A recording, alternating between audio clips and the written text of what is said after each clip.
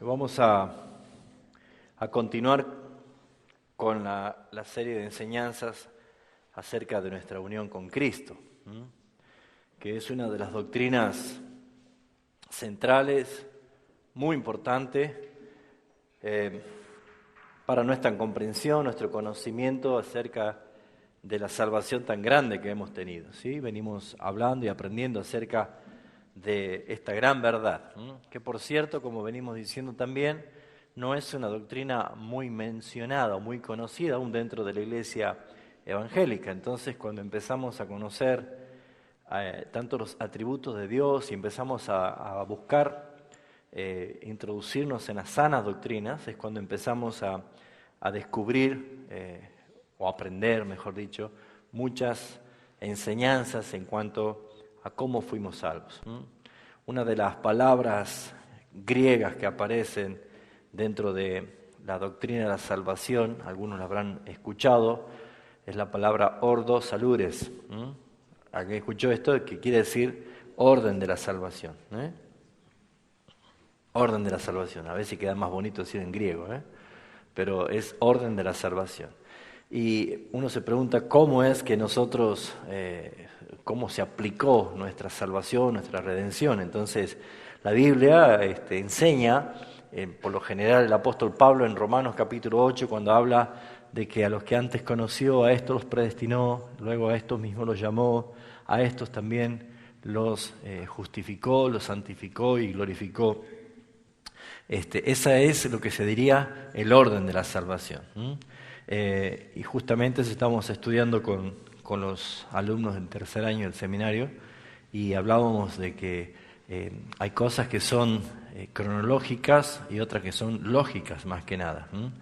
Una cuestión de que qué va primero, qué va después, es más bien una cuestión lógica, porque si bien es cierto la Biblia nos enseña de que fuimos salvos antes de la fundación del mundo, cuando Dios, el Padre, nos escogió. Entonces desde ese punto nosotros tendremos que ver que todas las cosas se unen en un solo punto, y ese es Jesucristo.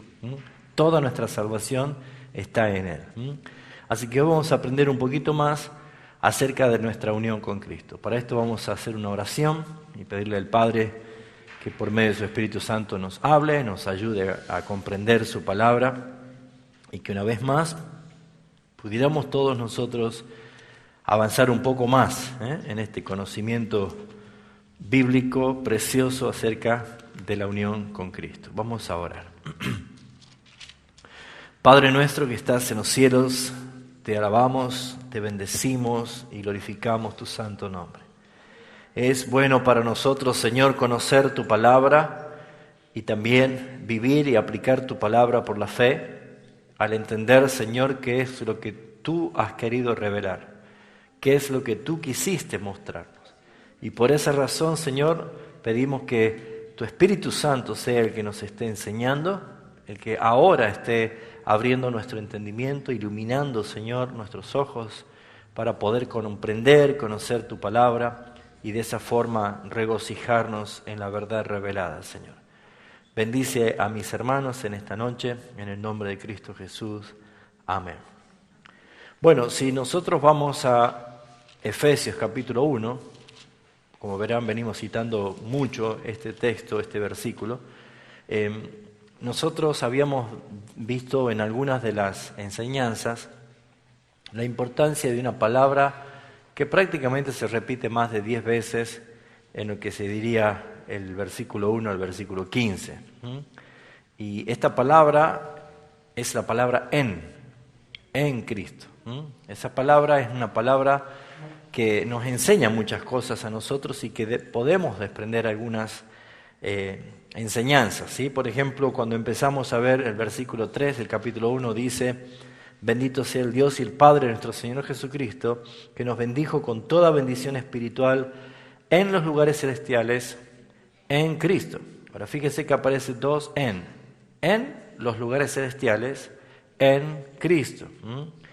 También si nosotros vamos a a Filipenses capítulo 1, en la salutación, vamos a ver también otra vez que se repite esto. Pablo y Timoteo, siervos de Jesucristo, a todos los santos en Cristo Jesús que están en Filipos. Como verán, ese en se aplica para dos direcciones. En Cristo Jesús y en un lugar. Nosotros estamos en Cristo Jesús y estamos en Tucumán, en la iglesia local aquí en Tucumán.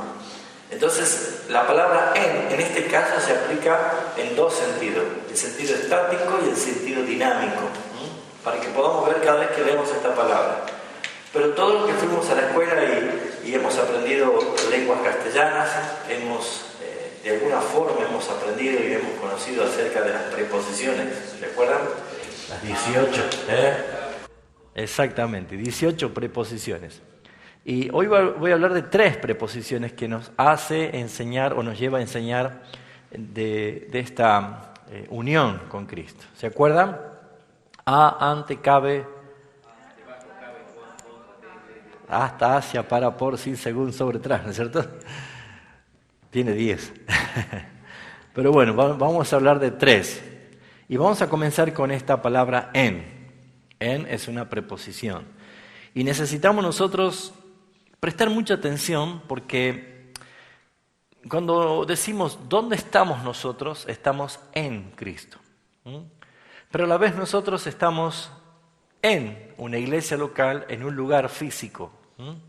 Entonces, en este caso, el lugar físico es el lugar estático. Ahora estamos en esta iglesia. Más tarde estaremos en nuestra casa. Al otro día estaremos en el trabajo o en la escuela, o en la facultad, o en algún lugar. Ese en es una posición estática. Pero la posición dinámica de estar en Cristo lleva implícita a una actividad espiritual que juntamente con Cristo nosotros podemos ir viviendo una experiencia de crecimiento, de madurez espiritual y de profundidad. Y para entender principalmente que nosotros somos inseparables de Cristo. Eso quiere decir la palabra en. Pero yo quiero en esta noche meditar un poco sobre los primeros capítulos de la carta del apóstol Pablo a los romanos. Porque hablar de que estamos en Cristo, y hasta podemos citar muchos textos de memoria, podemos caer en la liviandad del conocimiento. Podemos citar muchos versículos de estar en, ¿sí? Romanos capítulo 6 habla de que en Él fuimos bautizados, en su muerte, en su resurrección con Él. O sea, todas las palabras que nosotros podemos hacer referencia en textos bíblicos de la palabra en, podemos decirla con mucha claridad y de memoria. Pero no quiero que caigamos en la superficialidad de esta palabra, sino que lleguemos a profundizar y a entender de qué se trata justamente. Entonces, para comenzar, vamos a ver nosotros que el apóstol Pablo en su carta a los romanos comienza en el capítulo 1, versículo 17, trayendo justamente algo que de pronto lo saca a la luz. Muchos conocen el texto 16, ¿sí? Porque no me avergüenzo del Evangelio, pues es poder de Dios, dice, ¿no? Es poder de Dios. ¿Para qué? Para salvación. Entonces ese texto lo conocemos. Pero aquí cuando Pablo está diciendo este texto del versículo 17, podríamos decir que no se pinta como una buena noticia, sino más bien como esto se está complicando. Porque ¿qué dice en el 17? Porque en el Evangelio la justicia de Dios se revela por fe. Está diciendo que la justicia se revela. Cuando hablamos del Evangelio, predicamos el Evangelio o oímos el Evangelio, se revela la justicia de Dios. Revelar es dar a conocer algo que estaba oculto. Entonces, podemos decir nosotros que cuando escuchamos el Evangelio, lo que hace es manifestarse o darse a conocer la justicia de Dios. Y yo no diría que esto es una buena noticia si yo no fuera un pecador, pero como soy un pecador digo, ¡ay, qué complicado se pone el tema! Porque la justicia de Dios no es como la justicia del hombre. La justicia de Dios tiene claramente la legalidad de su carácter. Dios es un Dios justo y Él es el que trae todas las cosas conforme a la santidad de su justicia. Y ustedes habrán visto en el carácter de Dios que hay un Dios que Él es amplio en perdonar, pero también no tendrá por inocente al culpable. Entonces lo que vemos acá nosotros es que la justicia es revelada. Pero observemos nosotros que Pablo, en estos primeros capítulos de su carta a los romanos, prácticamente es como si fuera un fiscal, ¿sí? Como que va a traer alegatos en contra de nosotros, en contra de todos los seres humanos. Es como que delante del juez que tiene que juzgar, Pablo está diciendo, bueno, vamos a sacar todas las pruebas y las evidencias en su contra que tiene el ser humano. Y fíjense ustedes que dice que por el Evangelio se revela la justicia, y versículo 18 dice, porque la ira de Dios se revela también. O sea, ¿por qué se revela la ira de Dios? Porque se ha revelado la justicia. ¿Y por qué se ha revelado la justicia? Porque el Evangelio ha sido anunciado. Así que cuando alguien escucha el Evangelio no puede quedar como si nada pasase. Entonces lo que vemos nosotros que el capítulo 1, capítulo 2 y parte del capítulo 3, el apóstol Pablo, es como si estuviese siendo un fiscal que está argumentando todas las cosas devastadoras del hombre. O sea que el argumento que trae el apóstol Pablo delante de Dios es mostrar la condición pecaminosa del hombre. El hombre no es inocente, el hombre es culpable. Y por eso dice este versículo 18 en adelante, porque la ira de Dios se revela desde el cielo contra toda impiedad e injusticia de los hombres que detienen con injusticia la verdad. Versículo 21 dice, pues habiendo conocido a Dios, no le glorificaron como a Dios, ni le dieron gracia, sino que se envanecieron en su razonamiento y su necio corazón fue entenebrecido. Profesando ser sabios se hicieron necios y cambiaron la gloria de Dios incorruptible en semejanza de imagen de hombre corruptible. Por lo cual Dios también lo entregó a la inmundicia, a las concupiscencias de sus corazones, de modo que deshonraron entre sí sus propios cuerpos, ya que cambiaron la verdad de Dios por la mentira. Por esto, Dios los entregó a pasiones vergonzosas, pues aún sus mujeres cambiaron el uso natural que es contra naturaleza. Y al igual que también los hombres, y empieza Pablo a dar todos los argumentos en contra de los hombres. Fíjense ustedes que esta expresión clara de alegar en contra de todo ser humano está presentando cada vez más y más y más la culpabilidad del hombre, de todos los hombres. Pablo es el que está haciendo en este momento la tarea de un fiscal ante Dios, mostrando las evidencias.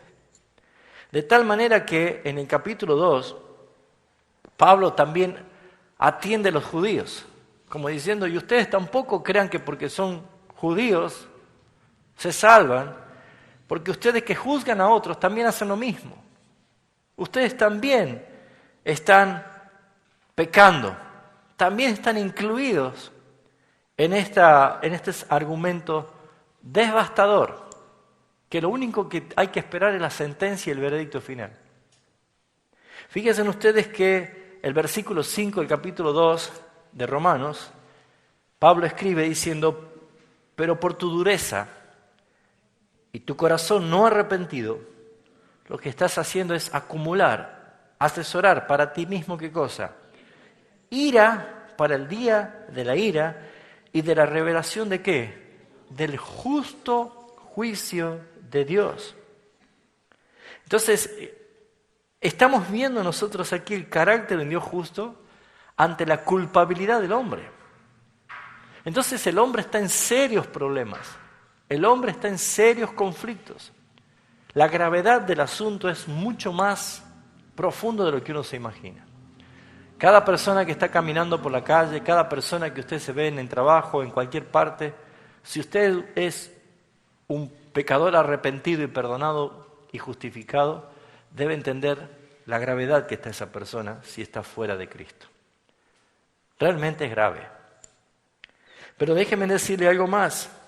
En este argumento que nosotros vemos aquí, encontramos de que nadie puede justificarse diciendo yo no lo sabía, no sabía que esto era pecado, porque aún dentro de los alegatos en su contra, el hombre no puede excusarse, porque dice el versículo 12 del capítulo 2, porque todos los hombres sin ley han pecado y sin ley también perecerán, y todos los que bajo la ley han pecado, por la ley serán juzgados. Pero, dice, no son los oidores de la ley los justos ante Dios, sino los hacedores. Le está diciendo al pueblo judío, si ustedes querían salvar, cumplan la ley, pero nadie puede cumplirla. Porque no es si nosotros conocemos la ley, no es los oidores, sino los hacedores. Por lo tanto, vemos nosotros es que Pablo profundiza más todavía y deja prácticamente sin palabras a nadie. Nadie puede justificarse por sus actos. Dice el versículo 14, porque cuando los gentiles que no tienen ley hacen por naturaleza lo que es de la ley, estos, aunque no tengan ley, son ley para sí mismos, mostrando la obra de la ley escrita en sus corazones y dando testimonio en su conciencia, acusándoles o defendiéndoles en su razonamiento, en el día en que Dios juzgará por Jesucristo los secretos de los hombres conforme a mi evangelio. Fíjense ustedes que está diciendo, nadie se puede justificar y nadie puede esquivar esta verdad, porque puede decir, yo no conozco a Dios, no creo en Dios, soy una persona que no tengo ninguna relación con la vida espiritual, pero dice, toda persona tiene la ley de Dios escrita en su mente y sus corazones. ¿Y cómo sabe? Es la conciencia, la que los acusa o los defiende. Por esa razón, mis queridos hermanos, nadie puede ir en contra de esta gran verdad. Así que, mis hermanos, ¿por qué Pablo está haciendo esto? Pablo está haciendo esto porque todos deben entender de qué se trata el juicio de Dios. Es la violación a sus leyes. Y es el pecado el principal problema del hombre. El hombre no puede estar sin pecar. Y eso es un grave problema. Si todos pensáramos por un momento y nos hiciéramos esta pregunta, ¿quiero ser realmente salvo? ¿Quiero ser salvado? Pues me doy cuenta de que yo soy un pecador y como pecador estoy excluido. No puedo estar en la salvación. No merezco la salvación. El mérito de mi pecado es la condenación. Lo que pienso, lo que hablo, lo que actúo me está dejando totalmente afuera de la salvación. Así que es mucho más grave de lo que uno se imagina. Por eso necesitamos nosotros ver qué importante que es esta doctrina de nuestra unión con Cristo. En el capítulo 3, el apóstol Pablo directamente presenta al hombre ya sin ninguna alternativa de defensa ni de escape. Versículo 10 dice, como está escrito, haciendo referencia de que hay un documento legal en nuestra contra. Como está escrito, no hay justo ni aun uno, no hay quien entienda, no hay quien busque a Dios. Todos se desviaron a una, se hicieron inútiles, no hay quien haga lo bueno, no hay ni siquiera uno. La característica de nuestras bocas es como un sepulcro blanqueado, así dice, abierto. ¿Se acuerda que Jesús le decía a los fariseos? Sepulcro blanqueado por fuera, pero por dentro están podridos, llenos de huesos. El interior del hombre está corrompido. No hay parte del hombre, no hay ni siquiera una partícula del hombre que sea buena. Todo está corrompido, todo es pecaminoso. Y lo que está haciendo el apóstol Pablo es argumentar que el hombre es culpable, que el hombre debe ser condenado porque es culpable ante un Dios justo. Y dice el versículo 19, presta atención a lo que dice acá, pero sabemos que todo lo que la ley dice, lo dice a los que están bajo la ley, ¿para qué cosa? Para que toda boca se cierre y todo el mundo quede bajo el juicio de Dios. Nadie puede decir, no, Señor, yo no. Toda boca se cierra y todo el mundo quede bajo el juicio de Dios. Van a quedar callados. Pablo está diciendo, ante esta evidencia, todos vamos a quedar sin palabras. ¿Cómo nos vamos a justificar? Y los que son salvos porque son justificados. Así que acá hay un problema, diría uno que se raja la cabeza, ¿no? ¿Cómo hacemos? ¿Cómo es la solución? Dios no puede ser tenido por injusto. Él es justo y su juicio es justo. Y su carácter es santo y justo. Por esa razón es que debemos decir, ¿por qué Pablo comienza una carta tan dura y tan desgarrador para el ánimo del hombre? ¿Por qué es tan devastador el anuncio en nuestra contra?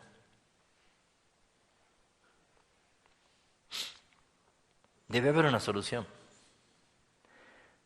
Desde el versículo 21, capítulo 3 de Romanos, usted encuentra que comienza el versículo 21 diciendo la palabra pero.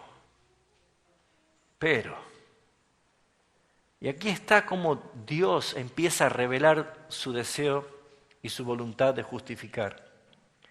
Pero, ahora, aparte de la ley, se ha manifestado otra cosa. Ya hemos nombrado tres cosas que se manifestaron. ¿Cuál era la primera? Se manifestó, versículo 17 del 1, su justicia. Luego vemos que la justicia hizo que se manifieste ¿qué cosa? La ira de Dios. Pero ahora vemos nosotros que ante la culpabilidad del hombre y la incapacidad de defenderse y no poder alegar que no es verdad, sino que todo está en nuestra contra, todo, absolutamente todo, el hombre dice, no, estoy perdido. ¿Cómo puedo ser salvo? No puede Dios llevar a la gloria a alguien que es pecador, porque no puede habitar en su presencia nada inmundo. Pero ahora, aparte de la ley, se ha manifestado la justicia de Dios. Pero ¿no dijo que ya se manifestó la justicia? Y ahora aparece la justicia de Dios. Es que todo comienza y termina en su justicia. Y acá lo que vemos nosotros es que la justicia de Dios se ha manifestado con un solo propósito. Fíjense en ustedes que dice, versículo 22, la justicia de Dios por medio de la fe en Jesucristo para todos los que creen en Él. Porque no hay diferencia, sea judío, sea gentil, sea griego, no hay diferencia. Entonces vemos nosotros que el medio es Jesucristo. El alcance es para todos los que creen.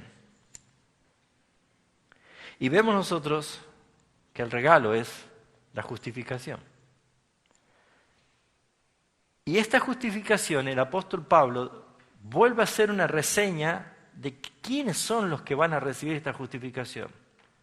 Ya dejó bien en claro el versículo 22 que no es para todo el mundo, sino para todos los que creen en Él. Pero todos los que creen en Él, su condición natural es pecador. No es que van a creer en Él los que no son pecadores, sino que creen en Él los pecadores que entienden que es muy grave el estado natural en que se encuentra ante Dios, que es contundente los alegatos contrarios que tenemos. No hay forma de que nosotros pudiésemos ser salvos ante la evidencia bíblica de que no merecemos la salvación. Así que si alguien escucha el Evangelio y dice, bueno, pero yo no soy tan mala persona, yo no soy tan malo como aquel o como aquella otra, nunca entendió el Evangelio. Porque el Evangelio lo que hace es, comienza a hacer transpirar helado a una persona, ¿no? Y empieza a ver que yo no tengo escapatoria. Hermanos queridos, el Evangelio desnuda el alma del hombre pecador ante los ojos de Dios y nos avergüenza la condición de pecadores de depravados, de soberbios, de inmundos ante los ojos de Dios. Y ante esa situación inmediatamente el pecador dice, ¿y quién será salvo? ¿Quién podrá salvarse? ¿Quién va a alcanzar la salvación? Pablo les recuerda el estado del hombre en el versículo 23 cuando dice, por cuanto todos pecaron y están destituidos de la gloria de Dios. Pero pareciera ser que desde el versículo 22 y el versículo 24 esto es como un sándwich, ¿no?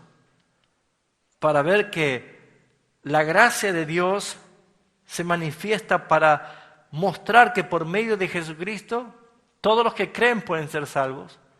Pero recuerda que esto es para los que están destituidos, separados, apartados, expulsados de la gloria de Dios.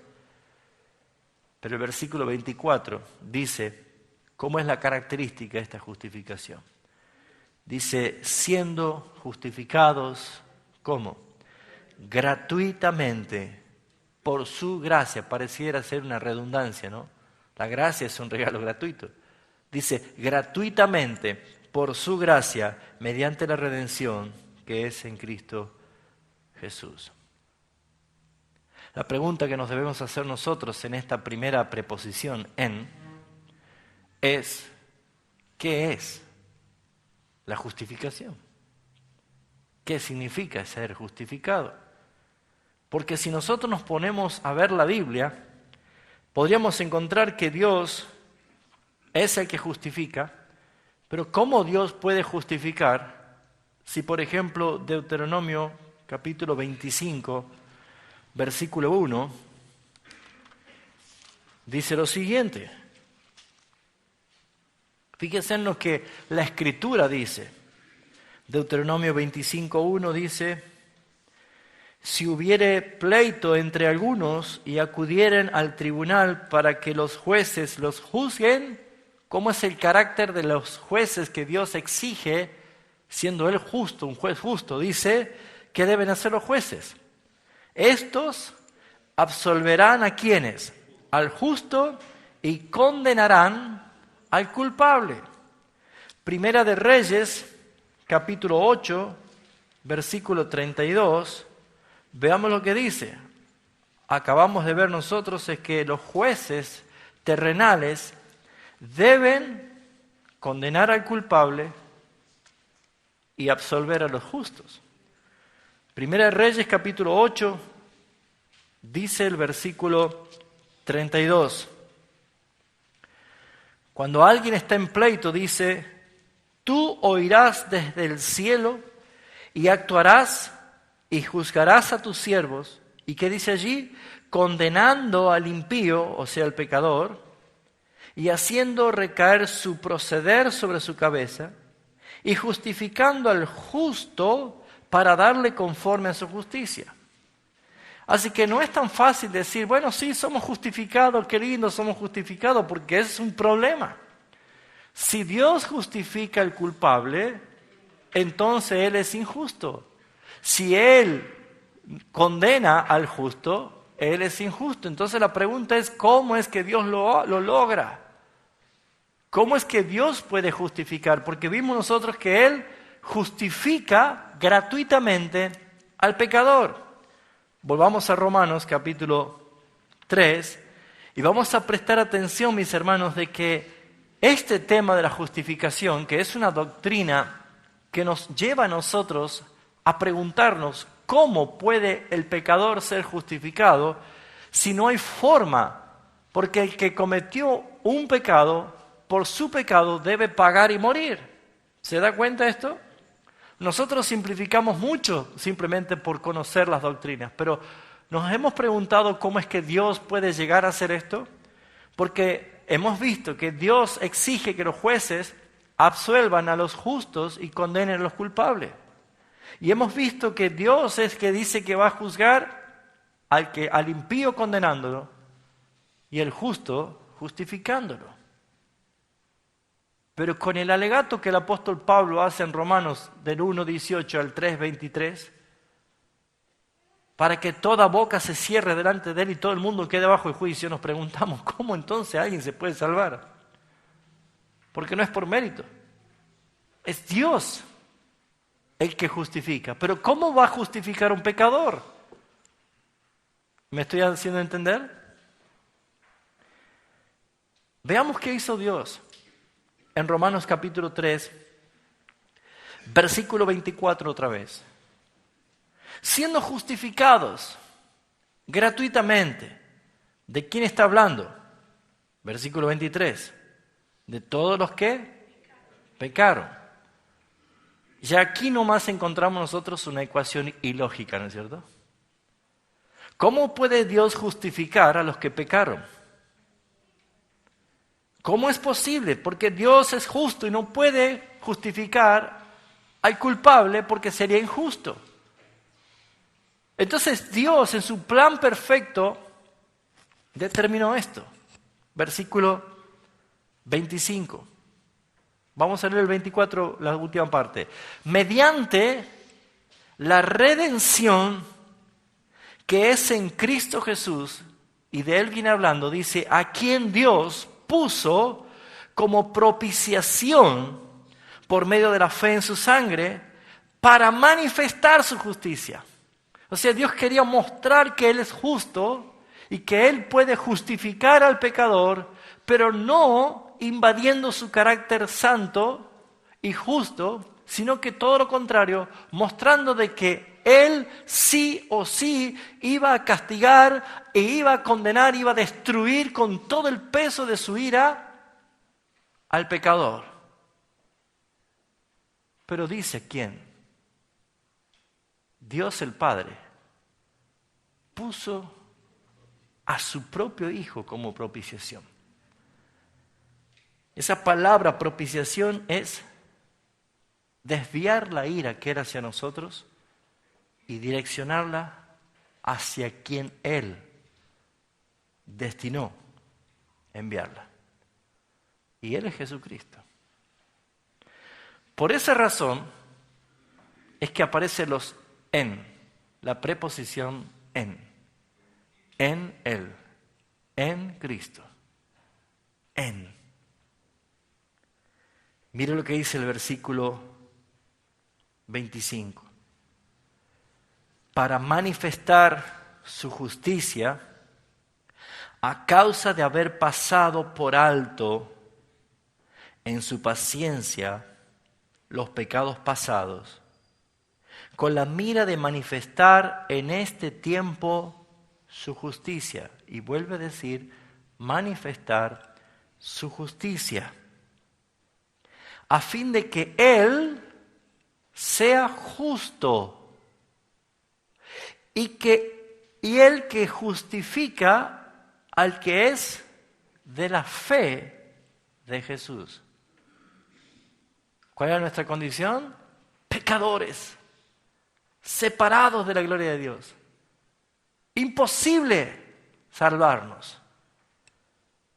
Pero Dios puso a su Hijo Jesús como propiciación para que todos los que creen por la fe de Cristo Jesús en esa obra vicaria, entonces el Padre puede justificarnos. Porque ¿qué es el pecado? Una deuda. Hay que pagar. Hay que pagar. En estos días yo estoy haciendo el trámite para sacar mi nuevo carnet de manejo. Y la única multa que yo tengo de toda mi vida de conductor fue en el año 2013. Porque me olvidé el auto afuera de la cochera, lo dejé, me olvidé. El otro día estaba con el cepo. Era justo. Pero cuando yo fui a pagar, el mismo día, pagué el cepo, pagué la multa, ¿sí? Al poco tiempo me vuelve a llegar que no había pagado nada. ¿Cómo que no? Diga que yo guardé los papeles de la multa. Me fui al tribunal de falta, le dije, perdón, le digo, pero ya pagué. Y me dice, no, acá figura en el juzgado número 10 la multa. Y yo me pongo a fijar y dice juzgado número 8. Y entonces se fijan, Eso quiere decir que 2 inspectores le hicieron la multa. Bueno, nos fijemos la hora. A tal hora, la primera multa era la que estaba con el cepo. Y el otro que vino después, ya teniendo el cepo y la multa puesta en el parabrisas, hizo otra multa. Entonces yo le dije al juez que estaba de la nominación, le digo, perdón, ¿cuántas veces tengo que pagar por mi pecado? Ya pagué una vez, no es legal que yo tenga que pagar 2 veces por la misma multa. Tiene razón, dice. Cancelaron y anularon de juzgado 10. Ese ejemplo natural es para nosotros. Lo entendí yo. ¿Saben por qué, mis hermanos? Porque ¿quién va a pagar por nuestros pecados? Si el que lo pagó es Cristo. Ya no hay deuda. Ya no hay condenación. Cristo ya pagó. ¿Se entiende esto, mis hermanos? Ahora bien, si Él ya pagó, ¿cómo es que yo sigo estando aquí y todos los días sigo pecando, como usted y yo, por esta naturaleza? Porque ¿quién no ha pecado hoy? Todos seguimos pecando. Por eso gemimos y esperamos nosotros el día que Cristo venga para recibir la libertad de este cuerpo corrupto y la transformación a un cuerpo incorruptible. Pero ¿saben, mis hermanos? Es que algo ha pasado. En Cristo nosotros hemos recibido la justificación. Por eso dice Romanos capítulo 5, dice el versículo 18, así que por la transgresión de uno vino la condenación a todos los hombres, de la misma manera por la justicia de uno vino a todos los hombres la justificación de vida. No es otra vez a todos los hombres del universo, de la planeta Tierra, sino que es a todos los que creyeron en Él. ¿Se entiende esto? Por lo tanto, todos los que hemos creído en Él, hemos sido justificados porque uno solo el que pagó por nosotros. Y es Jesucristo el que murió, el que fue sepultado, el que resucitó y el que ascendió. Y todo esto no lo hizo Él separado de nosotros, sino que todo lo contrario, Él lo hizo con nosotros, porque nosotros estamos en Él. Y esto es lo que la Biblia nos enseña, que es muy importante esta doctrina. Así que, ¿cómo Dios puede justificar a ese pecador? Y Dios lo hizo para mostrar que Él es justo, para manifestar su justicia y para mostrar que Él puede justificar a los que son de la fe en Jesús. Así que este evangelio es único, mis hermanos. No hay ninguna religión en el mundo que pueda compararse ni igualarse ni siquiera a un poquitito a este gran evangelio que nosotros tenemos. Es tremendo, es sabiduría plena. La otra preposición es la palabra por, ¿sí? En y por. Y nosotros vamos a ver que esta palabra por también nos hace referencia a nuestra unión con Cristo. En Romanos capítulo 5 dice el versículo 6 al 8. Dice Romanos capítulo 5 versículo 6, porque Cristo, cuando aún éramos débiles, a su tiempo murió por. ¿Quiénes? Los impíos. Levante la mano los que eran impíos. Ya estamos nosotros, ¿no? ¿Sabe qué significa impíos?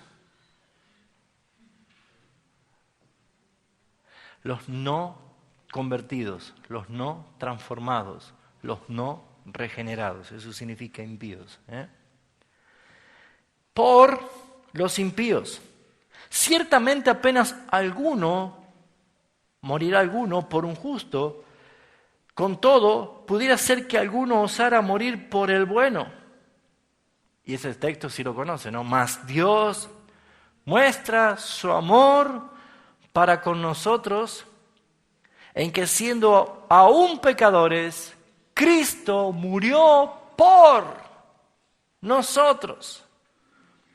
Esa preposición por está haciendo referencia a un intercambio. Un intercambio. ¿Vio cuando el cartelito separa la mitad de la cancha y dice, sale este jugador por este jugador?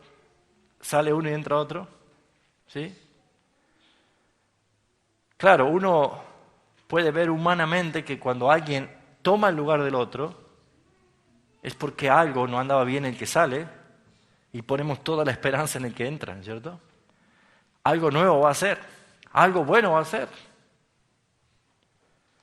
No es lo mismo cuando ustedes juegan a la pelota y me invitan a jugar a mí, y yo que esté jugando al fútbol con ustedes, de pronto llega Messi y dice, va a salir el pastor y entra Messi. Ustedes van a decir, no, hermano. Casi seguro que va a decir, bien. Porque está garantizado que el que va a entrar va a hacer mejor las cosas que yo. Mis queridos hermanos, esta palabra por nos está mostrando que hay una sustitución. El que tomó el lugar que era tuyo, lo tomó alguien. El que tomó tu lugar y el que te representa. Esta es una cuestión del representante y los representados. Cristo es el representante y nosotros somos los representados. Aquí es cuando nosotros salimos todos y entra uno.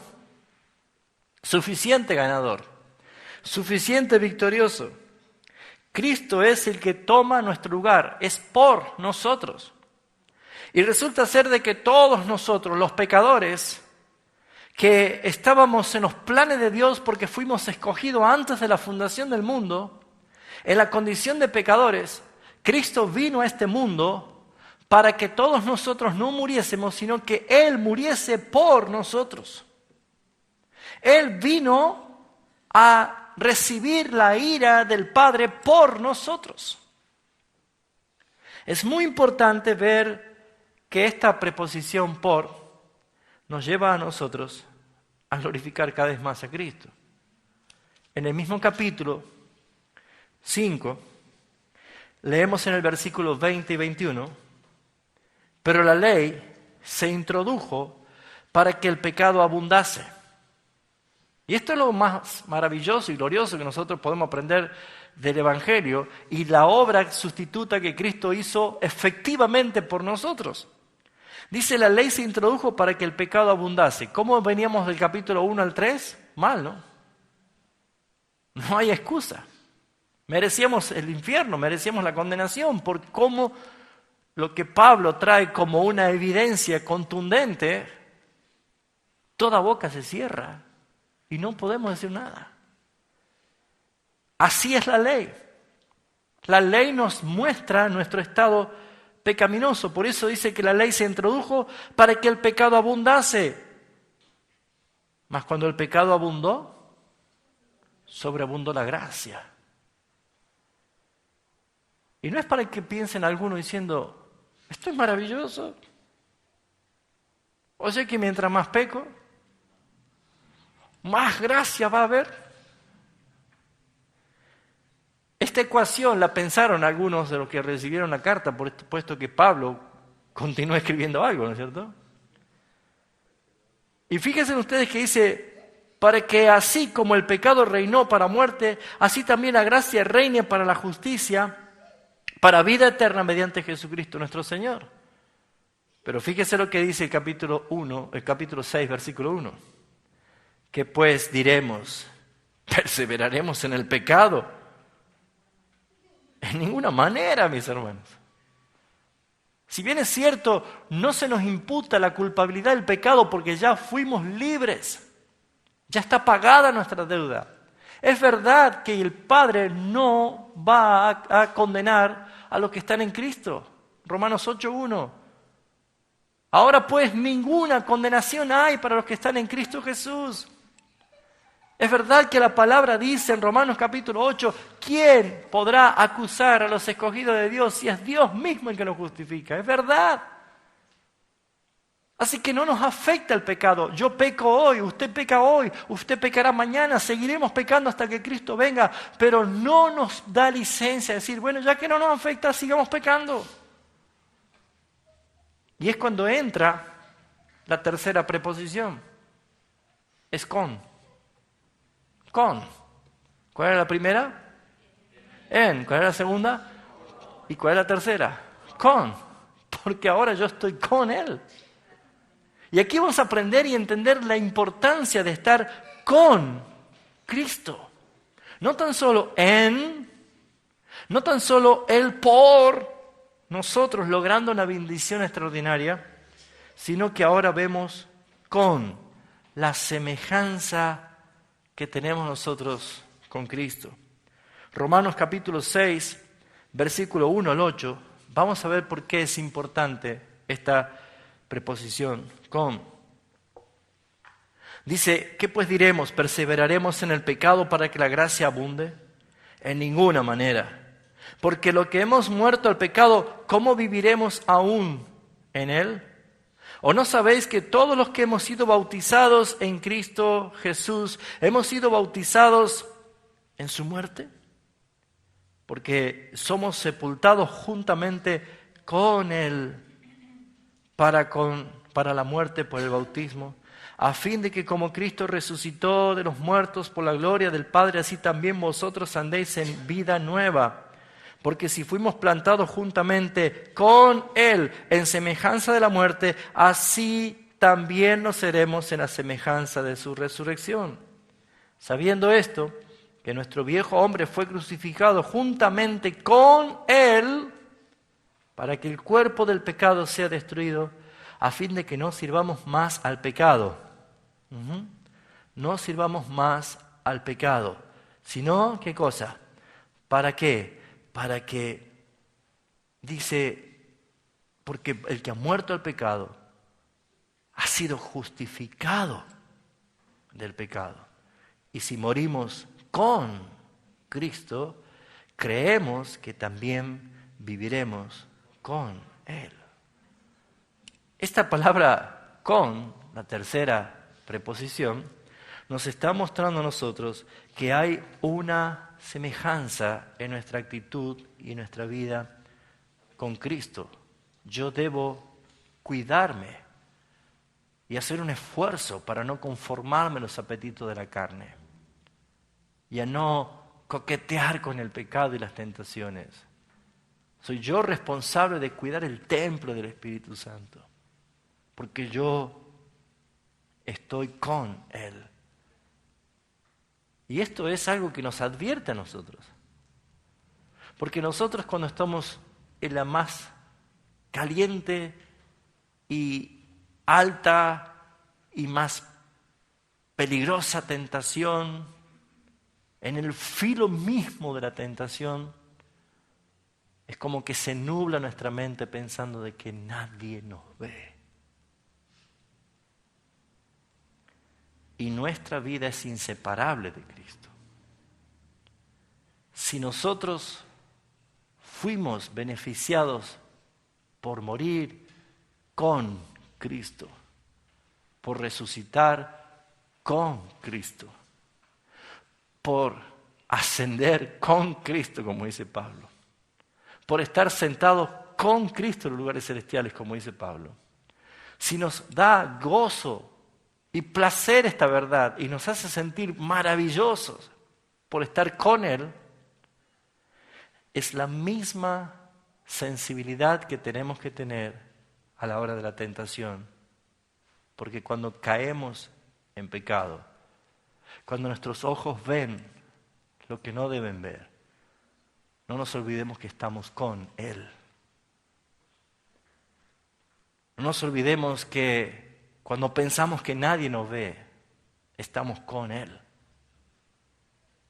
Y claramente esto nos enseña a nosotros de que debemos abstenernos de pecar en cuanto dependa de nosotros. ¿Perseveraremos en el pecado? En ninguna manera. ¿Pecamos? Sí. Son los vestigios y los restos de pecado que queda de la vieja naturaleza. pero que aún están activos. Pero mientras tanto, la palabra nos enseña a vivir en el Espíritu y a no andar en los apetitos de la carne. Otros beneficios para ir cerrando esta parte de la enseñanza de nuestra unión con Cristo es entender que nosotros hemos sido favorecidos a través de estas 3 preposiciones en el estado legal que nosotros tenemos de ser hijos de Dios. Y nosotros somos hijos de Dios porque fuimos adoptados por Él. Fíjense en lo que dice Romanos capítulo 8. Y dice el versículo 14 al 17. Porque todos los que son guiados por el Espíritu de Dios, estos son hijos de Dios. Todos los que son guiados por el Espíritu de Dios, estos son hijos de Dios. Y es muy importante retener aquí la palabra espíritu, que es lo que nos da a nosotros legalidad para ser hijos de Dios. Dice el versículo 15, pues no habéis recibido el espíritu de esclavitud para estar otra vez en temor, sino que habéis recibido el espíritu de adopción, el cual clamamos, Abba, Padre. Y dice el versículo 16, el Espíritu mismo, ese Espíritu está con mayúscula, ¿no? El Espíritu mismo da testimonio a nuestro espíritu de que somos hijos de Dios. Y dice el versículo 17, y si somos hijos, también somos ¿qué cosa? Herederos. Herederos de Dios y coherederos con Cristo.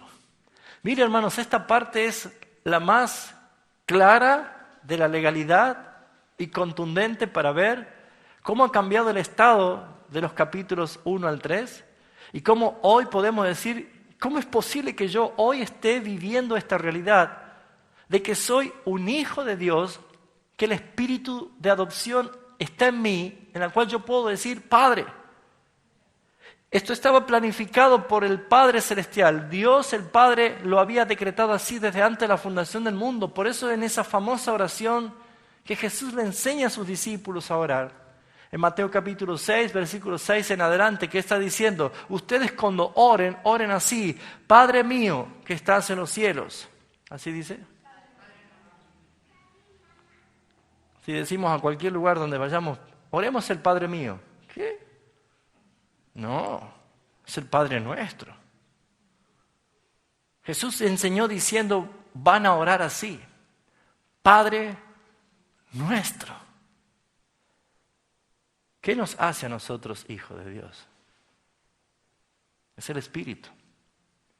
El Espíritu que da testimonio a nuestro espíritu. Porque estamos unidos a Él, en Él, por Él y con Él. Cuando Jesús fue y se introdujo al Jordán para ser bautizado, ¿se acuerda qué pasó cuando Él salió de las aguas? Descendió ¿quién?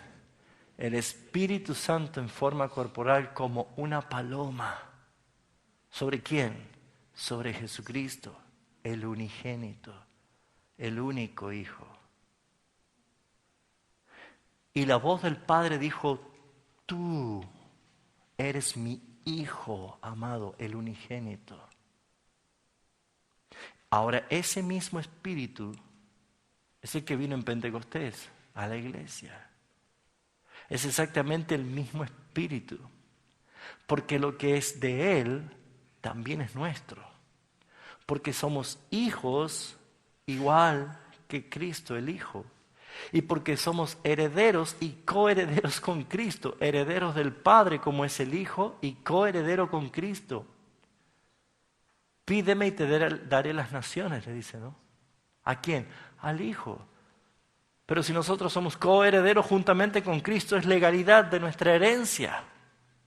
Mis queridos hermanos, en el reino de las tinieblas, Satanás no prometía nada de eso, porque es imposible que él pudiera dar algo de esto.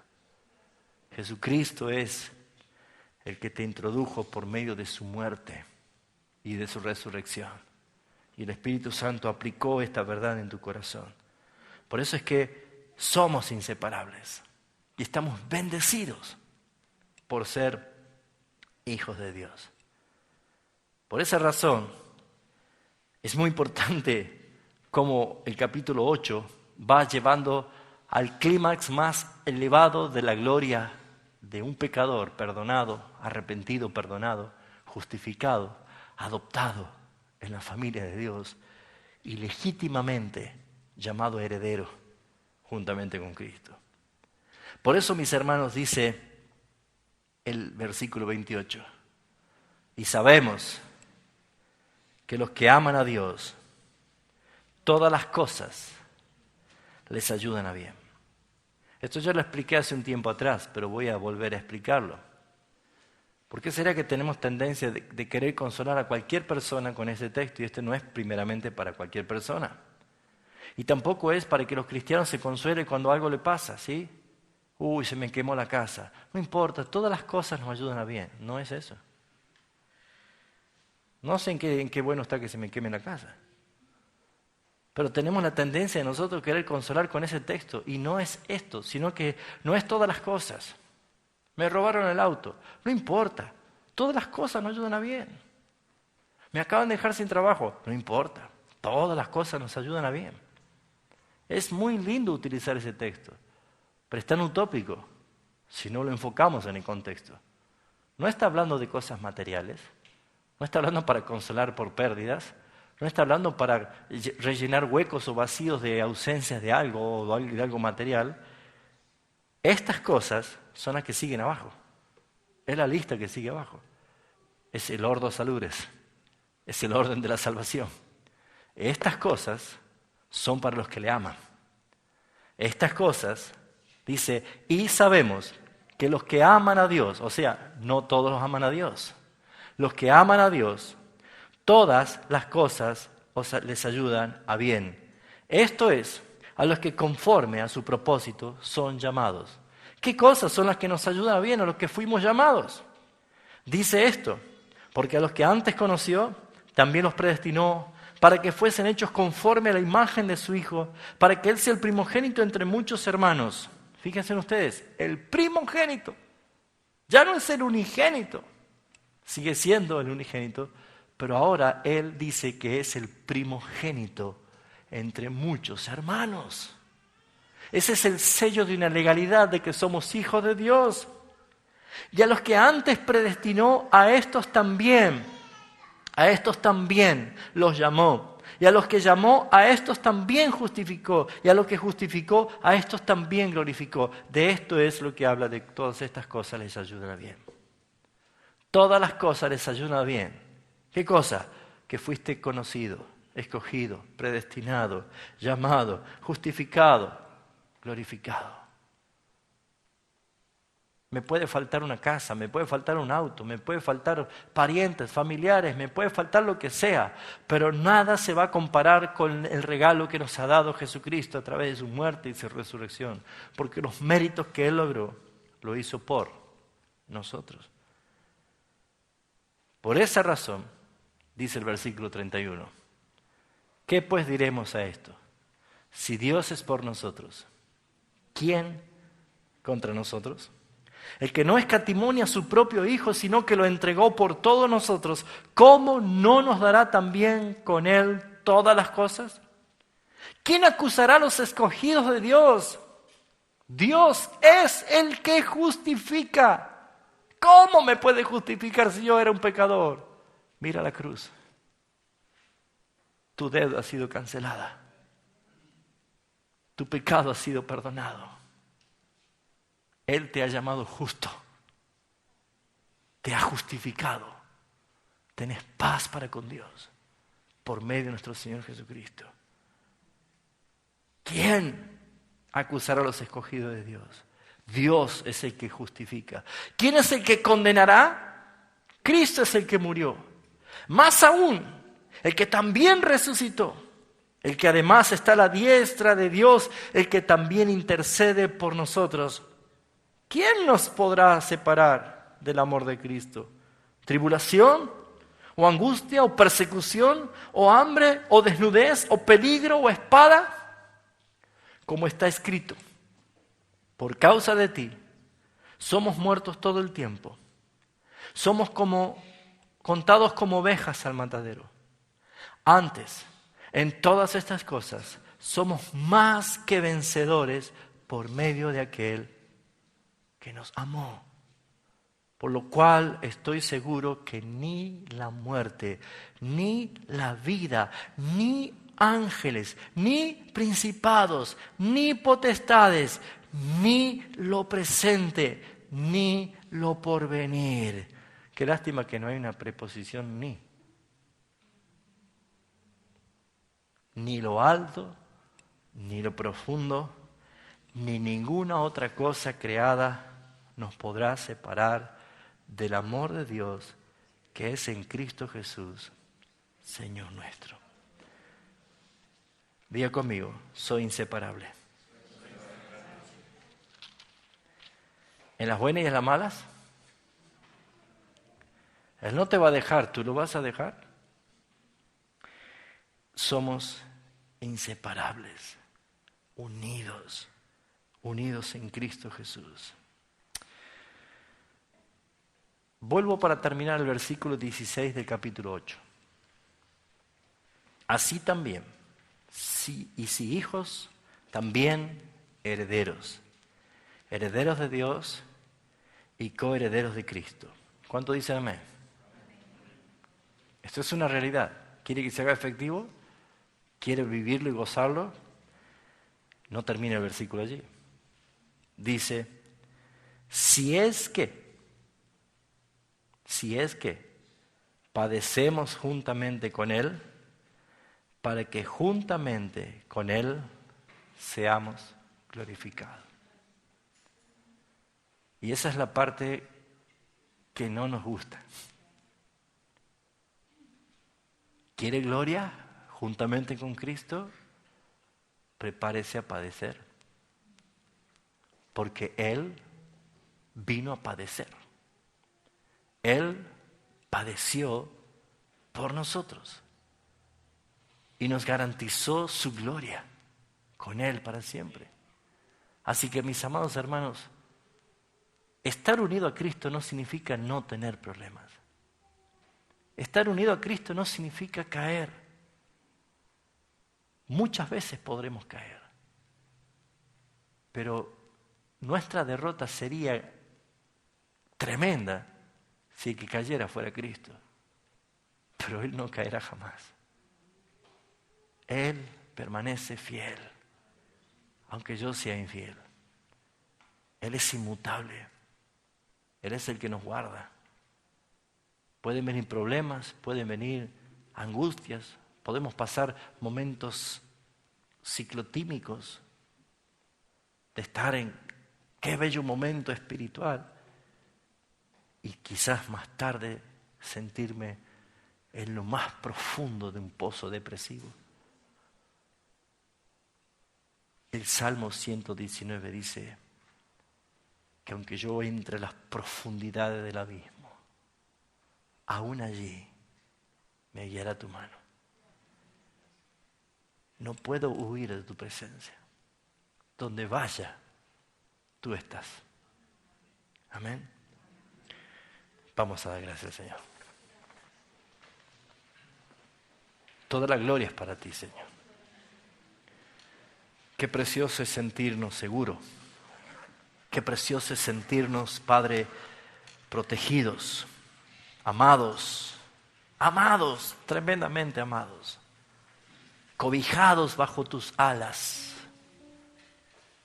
bajo tus brazos cariñosos de amor. Qué belleza, Señor, es entender esta verdad. Porque no depende de mis esfuerzos, de mis emociones, no depende de mi estabilidad emocional, ni siquiera espiritual.